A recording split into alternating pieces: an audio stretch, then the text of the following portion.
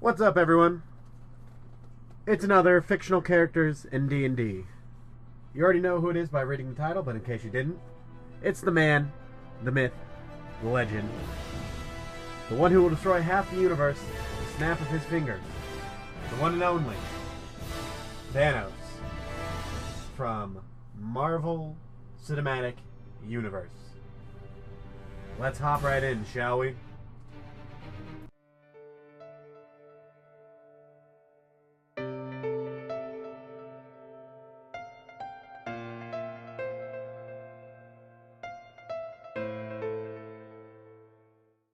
So we have two important things to cover right off the bat here. First off, this build does use feats. More specifically, just uses one feat in particular because I feel like Thanos has this, and it only makes sense. Secondly, ranking of the build.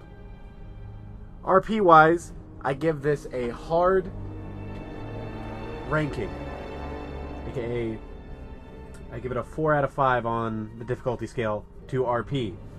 On the build scale, I give it about a 2 out of 5. Maybe a 3 out of 5. It's really not that hard. It's just somewhere in between there. That being said, let's hop into everything about Thanos and how he goes into D&D.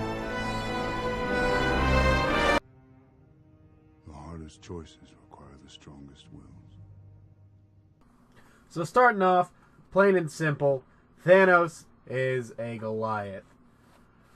Goliath, first off, looks quite a bit like what Thanos looks like, so it fits well. On top of that, Goliath adds +2 to your strength and +1 to your con, which is great for a Thanos build. Now on top of this, he has two other great things from Goliath. He has Stone's Endurance, which you can focus yourself to and occasionally shrug off injury. When you take damage, you can use your reaction to roll a d12. Add your Constitution modifier to the number rolled, and reduce the damage by that total. After you use this trait, you can't use it again until you finish a short or long rest.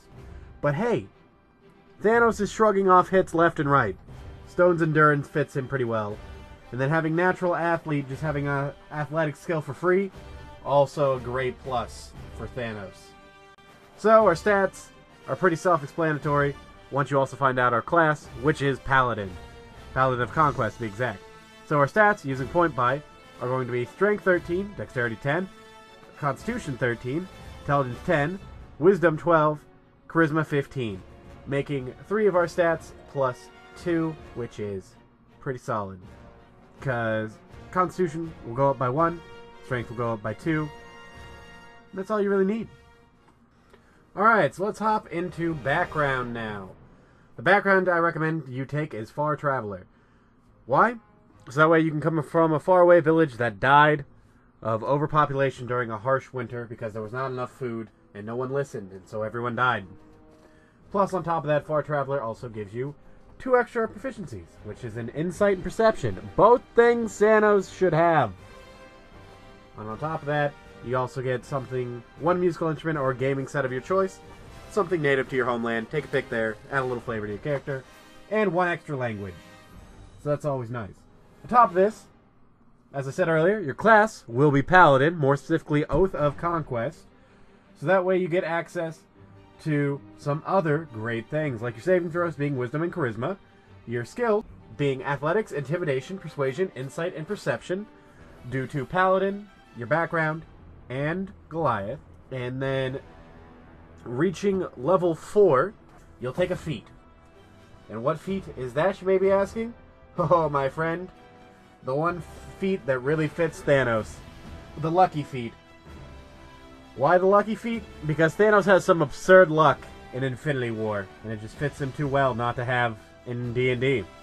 So take the Lucky Feat instead of ability score improvement, then at level 8 you can boost your skills with that ability score improvement. Again, get your stats up, all that good stuff. But for the first one, I highly, highly recommend you take the Lucky Feat. Then last, but certainly not least, what the fuck is your goal as Thanos? Well, your reason for travel was, like I said earlier, your village was destroyed by greed and overpopulation during a harsh winter. You offered a choice, and no one listened. They all died because of it. So now, you are out there to bring balance to the world. Your goal is to collect the 3 power gems to properly craft the almighty Ring of 3 Wishes. Or, if your DM won't allow you to craft it, simply find the Ring of 3 Wishes to bring the world's population to half of what it was. You are not a good guy. You are definitely an evil character. But I still think it's a fun build to play, and I'd be interested to see how you would play it.